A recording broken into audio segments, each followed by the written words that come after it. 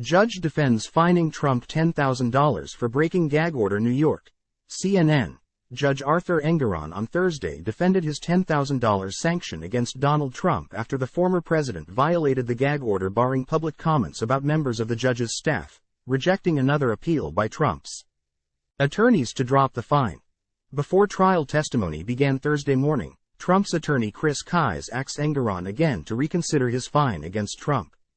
Engoron responded that he would watch the video of Trump's comments to reporters Wednesday that spurred the fine and reconsider. Time equals 400 Ms. greater than anybody can run for president. I am going to protect my staff, Engoron said. After the court's first break of the day, Engoron returned and said the fine stood, reaffirming his ruling after watching the video. There was a clear transition between Trump's comments. Referring to Engoron's clerk in a subsequent comment about Michael Cohen, the judge said, Trump's legal team indicated they intend to appeal the latest sanctions against the former president. They've already appealed 2 other sets of sanctions imposed in this case so far. The sanctions against Trump stemmed from his comments in the hallway of the courthouse during a break in the trial Wednesday, while Cohen, his former attorney and fixer, was on the stand. This judge is a very partisan judge with a person who is very partisan sitting alongside him. Perhaps even much more partisan than he is, Trump said. Time equals 400 Ms. greater than. Engoron had put a gag order in place the first week of the trial after Trump had posted on social media attacking his clerk.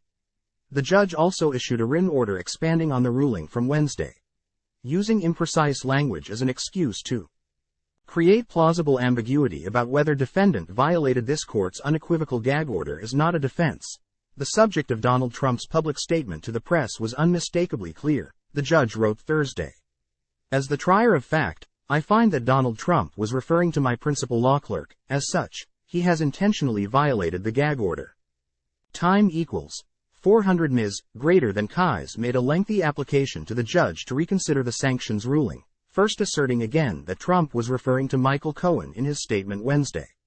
But he also said that if Trump was actually referring to the clerk, he was within his right to do so because it was a comment on his personal perception of bias in the open court proceedings.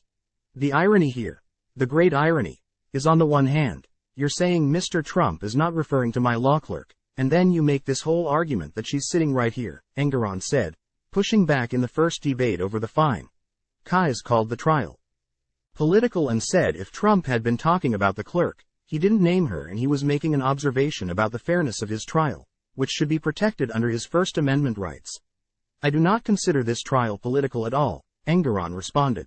First Amendment protections have limits, Engoron said, especially when the gag order's purpose is to protect his staff. There's basically 3 people. I don't think it's impinging on anybody's First Amendment rights, he said.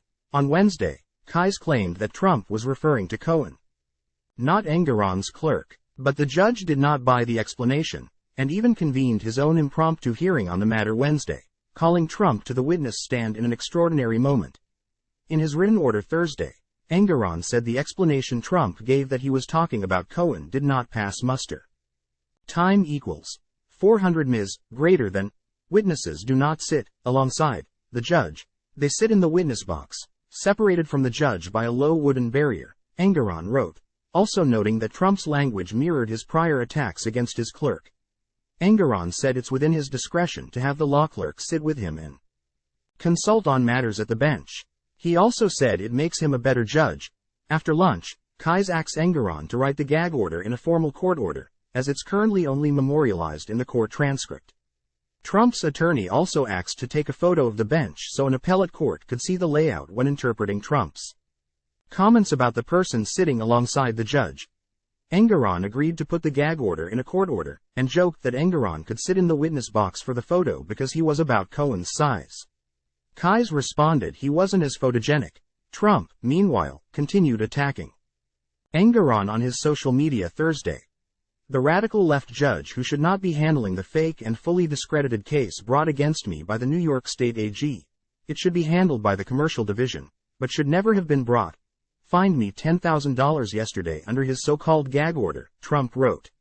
He is a judge. That found me guilty before the trial even started, and long before he had the real facts, like Michael Cohen collapsing and choking yesterday under cross-examination, and completely admitting that I did nothing wrong.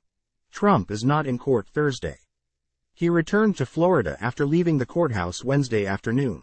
Time equals 400 ms, greater than the CNN Wire and Copyright 2023 Cable News Network, Inc., a Warner Brothers Discovery company. All rights reserved.